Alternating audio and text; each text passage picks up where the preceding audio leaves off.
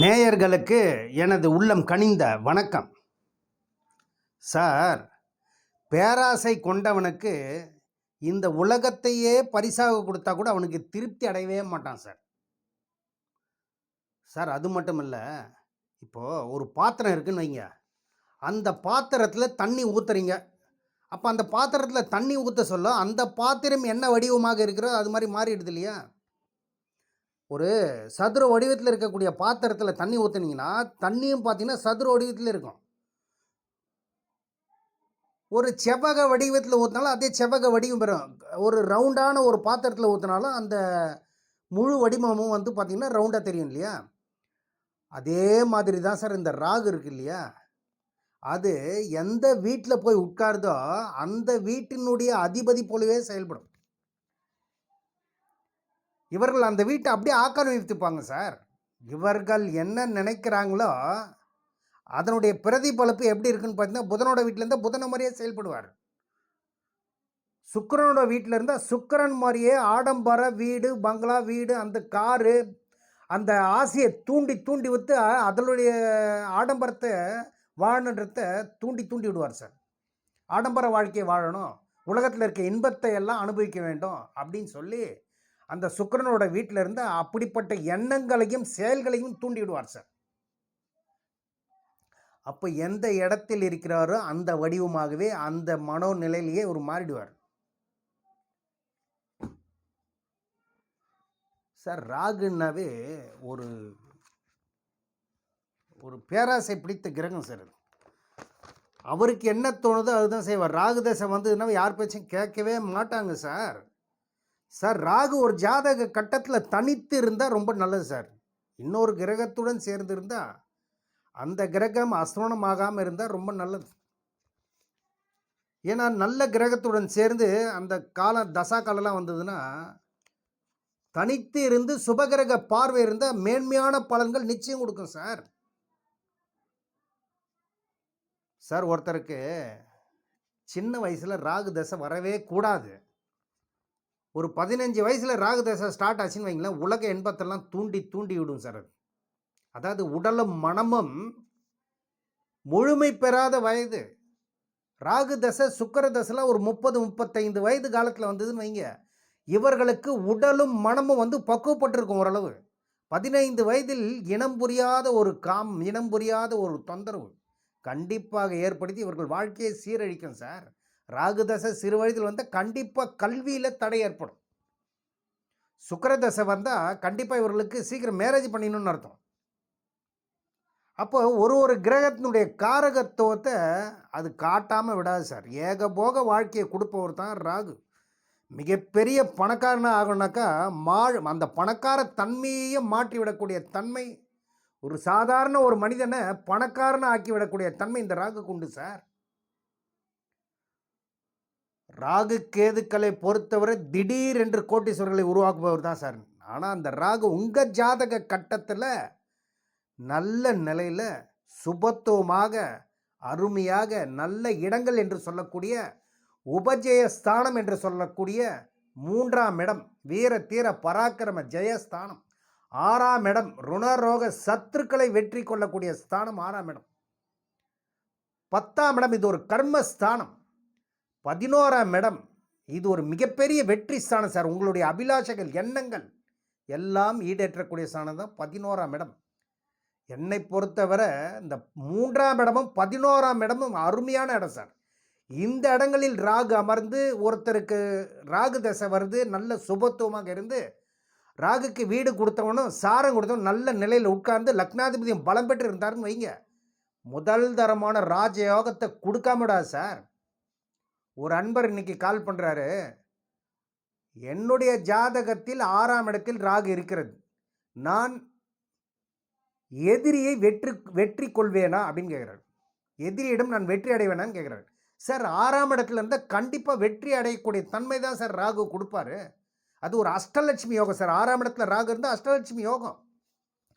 இப்போ 3, 6, 10, 11 என்று சொல்லக்கூடிய உபஜய ஸ்தானங்களில் மட்டும் ராகு அமர்ந்துட்டா மிகப்பெரிய யோகத்தை கொடுக்குன்றது உண்மைதான். ஆனால் அந்த ஸ்தானங்கள் மேஷ ராசியாக இருக்கணும். 3ஆம் இடம் அல்லது 6ஆம் இடம் மேஷ ராசியாக இருக்கணும், அல்லது 10ஆம் இடம் மேஷ ராசியாக இருக்கணும், அல்லது 11ஆம் இடமா மேஷ ராசியாக இருக்கணும், அல்லது ரிஷபராசி 3ஆம் இடமா இருக்கணும். லக்னத்திற்கு 3ஆம் இடம் ரிஷபராசியாக இருக்கணும், அல்லது லக்னத்திற்கு 6ஆம் இடமா ரிஷபராசி இருக்கணும், அல்லது லக்னத்திற்கு 11ஆம் இடமா இருக்கணும், இல்லது 10ஆம் இடமா இருக்கணும். அதற்கடுத்து கடக ராசியில் ராகு அமர்ந்து அது லக்னத்திற்கு 3ஆம் இடமாகவோ 6ஆம் இடமாகவோ 10ஆம் இடமாகவோ 11ஆம் இடமாகவோ இருக்கணும் சார். அதற்கடுத்து கன்னி ராசியில் ராகு அமர்ந்து அந்த கன்னி ராசியில் அமர்ந்திருக்கக்கூடிய ராகு உங்கள் லக்னத்திற்கு 3ஆம் இடமாக இருக்க வேண்டும், 6ஆம் இடமாக இருக்க வேண்டும், 10ஆம் இடமாக இருக்க வேண்டும். கன்னி ராசி 10ஆம் இடமா இருக்கணும், 11ஆம் இடமா உங்கள் லக்னத்திற்கு கன்னி ராசியாக அமர்ந்திருக்க வேண்டும், அல்லது உங்கள் லக்னத்திற்கு மகரத்தில் உட்கார்ந்திருக்க வேண்டும் அந்த ராகு. அப்போ உங்கள் லக்னத்திலிருந்து அந்த மகர ராகு 3ஆம் இடத்து ராகுவாக இருக்கணும், அல்லது 6ஆம் இடத்து ராகுவாக இருக்கணும். உங்கள் லக்னத்திற்கு 6ஆம் இடம் என்று சொல்லக்கூடிய மகர ராசியாக வேணும். உங்கள் லக்னத்திற்கு 10ஆம் இடமா அந்த மகர ராசியில் ராகு அமரணும். உங்கள் லக்னத்திற்கு 11ஆம் இடமாக மகர ராசியில் ராகு அமர்ந்து அந்த ராகுவை குரு பார்வையோ சுக்கிரன் பார்வையோ அமர்ந்திருக்கணும் சார். சனி செவ்வாய் பார்வை இருக்கவே கூடாது. இப்படிப்பட்ட அமைப்புகளில் இருந்தால் மேஷம் ரிஷபம் கடகம் கன்னி மகரத்தில் ராகு அமர்ந்தாவே நல்லது தான் சார். கெடுபலனை கண்டிப்பாக அதிகமாக கொடுக்க மாட்டாருன்னு எடுத்துக்கணும். நீங்கள் மற்ற இடங்கள் 3 6ஆக அமர்ந்தால் கண்டிப்பாக அதனுடைய நிலைப்பாட்டை பார்க்கணும். இந்த இடங்களில் அமர்ந்துட்டாவே 6ஆம் இடமாக அமர்ந்துட்டாவே மிகப்பெரிய ராஜயோகம் சார். வீடு கொடுத்தவன் ஆட்சி உச்சமாக இருந்து சுபகிரக பார்வை குருவோ சுக்கிரனோ பார்த்து அந்த 6ஆம் இடத்தில் அமர்ந்திருக்கக்கூடிய ராகுவை செவ்வாயோ சனியோ பார்க்கவே கூடாது. ஏற்கனவே ராகு பாவ கிரகம், இன்னும் அந்த பாவ கிரகங்களான சனி பகவானும் கொடூரமான பாவ கிரகம் சனி பகவானும் செவ்வாயும் பார்த்துட்டா மிகப்பெரிய வீழ்ச்சியை கொடுத்துரும் சார். அப்போ ஒரு ஜாதக கட்டத்தில் நீங்கள் மேஷ லக்னம் வைங்க, நீங்கள் மேஷ லக்னமாக இருந்தீங்கன்னா 3 6 10 11 என்ற ஸ்தானங்களில் ராகு இருக்கணும் சார். 3 6 10 11 மட்டும் இருந்துட்டால் மட்டும் போதாது. இப்போ ஒரு சிலருக்கு பார்த்தீங்கன்னா சார் எனக்கு திரிகோண ஸ்தானத்தில் அமர்ந்திருக்கு ராகு, இது பலன் கொடுக்காதாப்பா அப்படின்னு நீங்கள் கேட்கலாம். சார் 1 5 9 என்ற ஸ்தானங்களில் ராகு அமர பெற்றால் கேந்திர ஸ்தானம் இருக்கு இல்லையா, 1 4 7 10 இந்த ஸ்தானத்தினுடைய அதிபதி மிங்கிலாக இருக்கணும் சார்.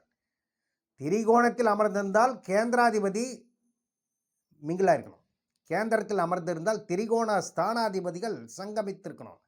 அப்படி சங்கமித்து அதனுடன் குரு பார்வை சுக்கிர பார்வை வந்து முதல் தரமான ராஜயோகத்தை கொட்டி கொடுக்கும் சார். இதில் முக்கியமான பாயிண்ட்டு லக்னாதிபதி பலம் பெற்று இருக்க வேண்டும். லக்னாதிபதி பலத்தை பொறுத்து தான் உங்களுக்கு மிகப்பெரிய ராஜயோகத்தை கோட்டீஸ்வர தர வரிசையில் கொடுக்கணுன்னாக்கா கண்டிப்பாக உங்களுடைய லக்னாதிபதி பலம் பெற்று இருந்தால்தான் இது உங்களுக்கு மிகப்பெரிய ராஜயோகத்தையே கொடுக்கும். சார் எனக்கு 6ஆம் இடத்துல இருக்குது, குரு சுக்கிர பார்வை இருக்குது, லக்னாதிபதி வீக்காக இருக்குன்னா அதுக்கேற்ற மாதிரி பலன்தான் சார். உங்களுடைய லக்னாதிபதியினுடைய பலத்தை பொறுத்து தான் சோப்பு சீப்பு வரலாறு. நேற்றைக்கு ஒரு அன்பர் கேட்டிருந்தார் எனக்கு, ஐயா லக்னம் கிடக்கூடாதுன்றீங்க, லக்னத்தில் செவ்வாய் ராகு கேது அமரக்கூடாது அப்படின்றீங்க, ஆனால் டொனால்ட் ட்ரம்ப்பு அமெரிக்க அதிபருடைய ஜாதகத்தில் அந்த சிம்ம லக்னத்தில் செவ்வாய் அமர்ந்திருக்காரு, அவர் மிகப்பெரிய ராஜயோகத்தில் இருக்காரு அப்படின்னு கேட்டால் அவருடைய ஜாதகத்தை நல்லா பாருங்கள், பௌர்ணமி யோகத்தில் அமர்ந்திருக்கும் அந்த சந்திரன். அந்த செவ்வாய் 4ஆம் பார்வையை அந்த சந்திரனுடன் தொடர்பு பெற்றிருப்பார். அது மட்டுமல்ல, அந்த சிம்ம லக்னத்திற்கு 2ஆம் இடத்துலையும் 12ஆம் இடத்துலையும் சுபகர்த்தாரி யோகத்தில் அமர்ந்திருக்கும் சார். அந்த சிம்மம் சுபத்துவமாக்கப்பட்டிருக்கும். இப்படி சுபத்துவமாக்கப்பட்ட செவ்வாய் சனி பார்வைகள் அந்த சங்கமித்து இருந்தால் மிகப்பெரிய ராஜயோகத்தை கொடுக்கும் சார். சனி செவ்வாய் இருந்துட்டாவே வந்து வீழ்ச்சின்னு கிடையாது. சனி செவ்வாய் இருந்தால் கண்டிப்பாக சுபகிரக பார்வை இருக்கணும். பார்வை இருந்தால் மிகப்பெரிய ராஜயோகத்தை நிச்சயம் கொடுக்கும் சார். அப்போ ஒருத்தருக்கு மேஷ லக்னமாக இருக்குன்னு வைங்க, மேஷ லக்னத்திற்கு 3ஆம் இடமாக 6ஆம் இடமாகவோ 10ஆம் இடமோ 11ஆம் இடத்தில் ராகு அமர்ந்திருக்கணும். இப்போ இவருக்கு வந்து மேஷ லக்னத்திற்கு 6ஆம் இடத்தில் ராகு அமர்ந்திருக்காருன்னு வைங்க. மேஷ லக்னத்திற்கு 6ஆம் இடம் என்று சொல்லக்கூடிய கன்னி ராசியில் ராகு அமர்ந்திருக்கார். அந்த கன்னி ராசியில் ராகு அமர்ந்துட்டா கூடவே புதன் இருக்கவே கூடாது சார். கூட புதன் உச்சம் பெற்று இருக்கவே கூடாது. ஏனென்றால் 6ஆம் இடம் ருண ரோக சத்ரு வியாதி கடங்கார ஸ்தானம் இல்லையா? அப்போ அந்த கடங்கார ஸ்தானம் கூடவே உச்சம் பெற்று இருக்கக்கூடாது. அப்போ எப்படி சார் இருக்கணும்னு கேட்டிங்கனாக்கா, அந்த புதனுக்கு குரு பார்வை இருந்து அந்த புதன் மிதுன ராசியில் ஆட்சி பெற்றிருக்கலாம். அப்படி இல்லை என்றால் சூரியனும் புதனும் பரிவர்த்தனை யோகத்தில் இருக்கணும். சிம்ம ராசியில் புதனும் கன்னி ராசியில் சூரியனும் பரிவர்த்தனை யோகத்தில் இருந்த முதல் தரமான ராஜயோகத்தை அள்ளி கொடுக்கும் சார். இன்னும் அதில் குரு பார்வை சுக்கிர பார்வை வந்து மிகப்பெரிய ராஜயோகத்துக்கு சொந்தக்காரன் இவர்கள். அதற்கடுத்து நீங்கள் ரிஷப லக்னம் வைங்க. ரிஷப லக்னத்திற்கு 6ஆம் இடமாக அந்த துலா ராசி வரும். துலா ராசியில் சுக்கிரன் ஆட்சி பெற்று தாராளமாக அமர்ந்திருக்கலாம். குரு வேறொரு இடத்தில் இருந்த இந்த ராகுவை பார்த்தால் மிகப்பெரிய ராஜயோகம். ஆனால் இவர்களுக்கு சனி செவ்வாய் பார்வை வரவே கூடாது சார். அதே மாதிரி மேஷ லக்னத்திற்கு சனி செவ்வாய் பார்வை வரவே கூடாது. பாவத்துமான கிரகங்கள் பார்வையே வரக்கூடாது. அதற்கடுத்து நீங்கள் மிதுன லக்னம் வைங்க. மிதுன லக்னத்திற்கு 6ஆம் இடமா அந்த விருச்சிக ராசி வரும். அந்த விருச்சிக ராசியில் ராகு அமர்வு பெற்றிருந்தால் செவ்வாய் கூடவே இருக்கவே கூடாது. செவ்வாய் பார்வை வரவே கூடாது. சனி செவ்வாய் பார்வை வரவே கூடாது சார். சுபகிரக பார்வை குரு சுக்கிரன் பார்வை இருக்கணும். இப்படிப்பட்ட அமைப்பில் இருந்தால் தான் மிகப்பெரிய ராஜயோகத்தை மிதுனர் லக்னக்காரர்களுக்கு கொடுக்கும் சார். அது மட்டுமல்ல, இப்போ நீங்கள் கடக லக்னம் வைங்க. இந்த பாயிண்ட்டை நீங்கள் நல்லா கவனிக்கணும். நீங்கள் இப்போ கடக லக்னமாக இருந்து 6ஆம் இடமா தனுசு ராசி வரும். அந்த தனுசு ராசியில் 6ஆம் இடமாக வந்து ராகு அமர்வு பெற்று 12ஆம் இடத்திலிருந்து குரு பார்வை செய்யவே கூடாது சார். என்ன சார் குரு பார்வை செய்தால் மிகப்பெரிய ராஜயோகத்தை கொட்டி கொடுக்கணும்ல சார் நீங்கள். ஆனால் தன் வீட்டை தானே பார்க்கக்கூடாது. நேரடி பார்வை வரவே கூடாது அந்த குருவிற்கு, அந்த ராகுவிற்கு. அப்போ 6ஆம் இடத்தில் தன் ஸ்தானத்தை ராகு அமர்ந்து தன் வீட்டை தானே பார்க்கும் குரு பார்த்தா மிகப்பெரிய கடனாளி ஆயிடுவார் சார் இவர். அப்போ இவர்களுக்கு சுபத்துவமாக்கப்பட்ட செவ்வாய் பார்வை இருக்கலாம். அல்லது குரு வேறொரு இடத்தில் பார்வை செய்யாமல் வேறொரு இடத்தில் பலம் பெற்றிருக்கணும். ராகுவிற்கு குரு பார்வை வரவே கூடாது. தனுசு லக்னத்திற்கு தனுசு ராசியில் அமர்ந்திருக்கக்கூடிய ராகுவிற்கு அந்த குரு பார்வை நேரடி பார்வை வரவே கூடாது. வேறொரு இடத்தில் உச்சம் பெற்று ஆட்சி பெற்று இருக்கலாம். அல்லது நட்பு இடத்துலையாவது இருக்கணும். அதற்கடுத்து நீங்கள் சிம்ம லக்னம் வைங்க. சிம்ம லக்னத்திற்கு 6ஆம் இடம் எதுன்னு பார்த்தீங்கன்னா மகர ராசி வரும். அந்த மகர ராசியில் ராகு அமர்வு பெற்றிருந்தால் கூடவே சனி இருக்கவே கூடாது சார். சனி பார்வை இருக்கவே கூடாது. அந்த கடகல்ல இது சிம்ம ராசி சிம்ம லக்னத்திற்கு மகர ராசியில் அமர்ந்திருக்கக்கூடிய ராகுவிற்கு சனி பார்வை இருக்கக்கூடாது. செவ்வாய் பார்வை இருக்கவே கூடாது. சுபகிரகமான சுக்கிரன் பார்வையோ குரு பார்வையோ இருக்கலாம். இப்படிப்பட்ட அமைப்புகளில் தான் வரணும் சார். யாருக்கு எப்போ எப்படி கொடுக்கணும், எந்த விதத்தில் கொடுக்கணும், எந்த நீள அகலன்னு பிரபஞ்சந்தான் சார் எழுதி வைத்த விதி. யாராலையும் மாற்ற முடியாது சார். எல்லா ஜாதகத்துக்குமே எல்லா ஜாதக கட்டத்திலுமே எல்லா லக்னத்திற்குமே 6ஆம் இடத்துல இருந்தால் கொட்டி கொடுக்குன்னு நினைக்காதீங்க. இந்த விதத்தில் இருக்கணும், எப்படிப்பட்ட நிலையில் இருக்கணும்னு இருக்கு இல்லையா. அதற்கடுத்து நீங்கள் கன்னி லக்னம் வைங்க. கன்னி லக்னத்திற்கு 6ஆம் இடமாக அந்த கும்பராசி வரும். கும்பராசி ராகு அமர்வு பெற்றிருக்காருன்னு வைங்க. கன்னி லக்னம் கும்பராசியில் ராகு அமர்வு பெற்றிருந்தால் கண்டிப்பாக சனி பார்வை சனி சேர்க்கை இருக்கவே கூடாது. ராகுவிற்கு அவர்களுக்கு குரு பார்வை இருக்கலாம், சுக்கிரன் பார்வை இருக்கலாம். லக்னாதிபதி பலம் பெற்று இருக்கணும் சார். இதற்கு லக்னாதிபதி நான் சொல்லும் எல்லா அமைப்புகளுக்குமே லக்னாதிபதி கண்டிப்பாக பலமாக இருக்கணும். அப்படி சுக்கிரன் பார்வையோ குரு பார்வையோ அந்த கும்பராசிக்கு விழுந்தால் தான் மிகப்பெரிய ராஜயோகத்தை கொடுக்கும். அதற்கடுத்து நீங்கள் துலா லக்னமாக இருந்து 6ஆம் இடமாக அந்த மீனராசி வரும். மீனராசியில் ராகு அமர்வு பெற்றிருந்தால் அந்த கன்னி ராசியிலிருந்து குரு நேரடி பார்வை வரவே கூடாது சார். அந்த 6ஆம் இடத்துக்கு குரு பார்வை விழவே கூடாது இவர்களுக்கு. 6ஆம் இடத்தினுடைய தன் வீட்டை தானே பார்க்க சொல்ல அந்த ராகு அமர்வு பெற்ற அந்த 6ஆம் இடம் வளரும். ருண ரோக சத்ரு வியாதி கடங்கார ஸ்தானம் வளரும். கடன் அதிகமாகும். கடன் தொல்லையால் அவதிப்படுவாங்க. எதிரி தொல்லை அதிகமாக இருக்குன்னு அர்த்தம். எதிரிகள் அதிகமாக வாங்கன்னு அர்த்தம். அப்போ எப்படி சார் இருக்கணும்னு கேட்டிங்கன்னா சுபத்துவமாக்கப்பட்ட சனி பகவான் பார்வை வேணும். ஏன்னா இவர்களுக்கு யோகாதிபதி, முதல் தரமான யோகாதிபதி சனி பகவான். சனி பகவான் பார்வை இருக்கணும், அல்லது சுக்கிரன் பார்வை இருக்கணும், அல்லது சுக்கிரனோட சேர்ந்திருக்கலாம். அதற்கடுத்து விருச்சிக ராசி, விருச்சிக லக்னம் வைங்க. நீங்கள் விருச்சிக லக்னத்திற்கு 6ஆம் இடமா அந்த மேஷ ராசி வரும். அப்போ அந்த மேஷ ராசியில் ராகு அமர்வு பெற்று சனி செவ்வாய் பார்வை தொடர்பு வரவே கூடாது. செவ்வாய் வேறொரு இடத்தில் உச்சமாகவோ நட்பு ரீதியாகவோ இருந்தால் பரவாயில்ல, இல்லை திக்பலத்தில் இருந்தாலும் பரவாயில்ல, லக்னத்திற்கு திக்பலத்தில் இருந்தாலும் குரு பார்வை, சுக்கிரன் பார்வை மிகப்பெரிய ராஜயோகத்தை கொட்டி கொடுக்கும் சார் இந்த விருச்சிக லக்னத்திற்கு. அதற்கடுத்து நீங்கள் தனுசு லக்னம் வைங்க. தனுசு லக்னத்திற்கு 6ஆம் இடமாக அந்த ரிஷப ராசி வரும். ரிஷப ராசியில் ராகு அமர்வு பெற்றால் குரு 12ஆம் இடத்திலிருந்து நேரடி பார்வை வரவே கூடாது. சுக்கிரனும் அதனுடன் ரிஷப ராசியில் அமர்ந்திருக்கக்கூடிய ராகுவுடனே சுக்கிரன் இருக்கக்கூடாது சார். சுக்கிரன் துலா ராசியில் ஆட்சி பெற்றோ அல்லது மீன ராசியில் உச்சம் பெற்றோ அமர்ந்திருக்கணும். குரு மகர ராசியிலிருந்து பார்த்தா கூட பரவாயில்ல, ஆனால் நேரடி பார்வை வரவே கூடாது. ஏனென்றால் குரு சுக்கிரன் முதல் தரமான எதிரி ஒருத்தருக்கு ஒருத்தர். அதனால் மிகவும் கவனமாக இருக்கணும். அதற்கடுத்து நீங்கள் மகர லக்னம் வச்சுக்கோங்க. நீங்கள் மகர லக்னமாக இருந்தீங்கன்னா 6ஆம் இடமாக அந்த மிதுன ராசி வரும். மிதுன ராசியில் ராகு அமர்வு பெற்றால் ராகுக்கு வீடு கொடுத்த அந்த புதன் உச்சம் பெற்று இருக்கணும் கன்னி ராசியில். கன்னி ராசியில் உச்சம் பெற்று குரு பார்வையில் அந்த ராகு இருந்தால் மிகப்பெரிய ராஜ யோகத்துக்கு சொந்தக்காரன் சார் இவர். அப்படி இல்லை சுக்கிரனுடன் சேர்ந்து அமர்ந்தாலும் பரவாயில்ல, சுக்கிரன் பார்வையில் இருந்தாலும் பரவாயில்ல, இவர்கள் எல்லாம் மிகப்பெரிய ராஜயோகத்துக்கு சொந்தக்காரன் இந்த விதிப்படி இருந்தார்.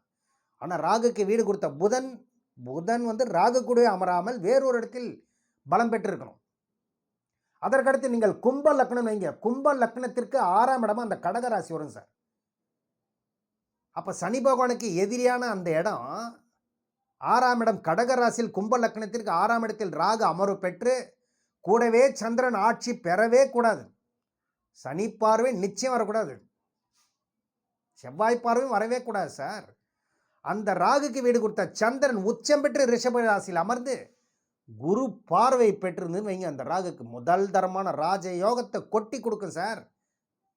அதற்கடுத்து நீங்கள் மீன லக்னமாக இருந்து 6ஆம் இடமாக அந்த சிம்ம ராசி வரும். சிம்ம ராசியில் ராகு அமர்வு பெற்று கூடவே சூரியன் அமர்ந்து இருக்கவே கூடாது சார். சனி பார்வை வரவே கூடாது இவர்களுக்கெல்லாம். சனி செவ்வாய் பார்வை வரவே கூடாது. இவர்களுக்கு குரு பார்வை இருக்கணும். குரு ஒன்று சேர்ந்து இல்லாமல் வேறொரு இடத்திலிருந்து குரு பார்வை இருந்தால் முதல் தரமான ராஜயோகம். அந்த சூரியன் மேஷராசியில் உச்சம் பெற்று குரு பார்வையில் அந்த ராகு இருந்தால் இந்த மீன லக்னத்திற்கு 6ஆம் இடத்தில் அமர்ந்திருக்கக்கூடிய ராகு மிகப்பெரிய ராஜயோகத்தை கொட்டி கொடுக்கும் சார். முதல் தரமான கோட்டீஸ்வர தர வரிசையில் கூரையை பிச்சுக்கிட்டு கொடுக்குதுன்றாங்க பாருங்க. அப்படிப்பட்ட அமைப்புகள் தான் நான் சொல்லும் இந்த அமைப்பில் குரு பார்வை யாருக்கு இருக்கணும், யாருக்கு இருக்கக்கூடாதுன்னு ஒரு ரூல் இருக்குது. எல்லாருக்குமே சுபகிரக பார்வை விழவே கூடாது. ஒரு சிலருக்கு விழுந்தால் மிகப்பெரிய ஆபத்து. ரோட்டில் பிச்சைக்காரனாலே விட்டுரும் சார். ஒரு ராகு மிகப்பெரிய பிரம்மாண்டமான செல்வத்தையும் வாரி வழங்கி கோட்டீஸ்வர தரவரிசையில் உட்கார வைக்கிறது இருக்குது. இதே ராகு பிரம்மாண்டமான பிச்சைக்காரனாக்கி நடு ரோட்டில் விடுறதும் இருக்குது சார். அதனால தான் நேயர்களே, உங்கள் ஜாதக கட்டத்தில் ராகு எந்த இடத்துல இருக்காருன்னு பார்த்துக்குங்க. அந்த ராகு சுபத்துவமாக இருக்கிறாரா அல்லது பாவத்துவமாக அமர்ந்திருக்கிறாருன்னு பாருங்கள். 6ஆம் இடத்தில் இருந்துட்டாவே மிகப்பெரிய ராஜயோகத்தை கொடுக்கும், வெற்றி ஸ்தானம். அது எதிரிகளை வென்று விடலாம் என்று நினைக்காதீங்க, மிகப்பெரிய வீழ்ச்சியும் கொடுக்குன்றது மறக்கவே கூடாது. எனவே நேயர்களே, உங்கள் ஜாதக கட்டத்தில் 6ஆம் இடத்தில் ராகு எந்த நிலையில், எந்த நிலைப்பாட்டில் சுபத்துவமாக இருக்கிறாரா பாவத்துவமாக இருக்கிறார் என்று செக் பண்ணிக்கிங்க. அப்படி உங்களுக்கு செக் பண்ண தெரியவில்லை என்றால் இந்த தரணி ரமேஷ்ராஜை தொடர்பு கொள்ளுங்கள். உங்கள் சந்தேகங்கள் அனைத்தையும் நிச்சயம் நிறைவேற்றி வைப்பார் என்று கூறி விடைபெறுகிறேன். நன்றி, வணக்கம். மேலும் நேயர்களே, இந்த சேனலை பார்த்துவிட்டு சப்ஸ்கிரைப் பண்ணுங்கள், பெல் பட்டனையும் ப்ரெஸ் பண்ணி ஆல் பட்டனையும் ப்ரெஸ் பண்ணுங்கள். அப்பொழுது தான் நான் போடும் வீடியோ உங்களுக்கு உடனுக்குடன் வந்தடையும் என்று கூறி விடைபெறுகிறேன். நன்றி, வணக்கம்.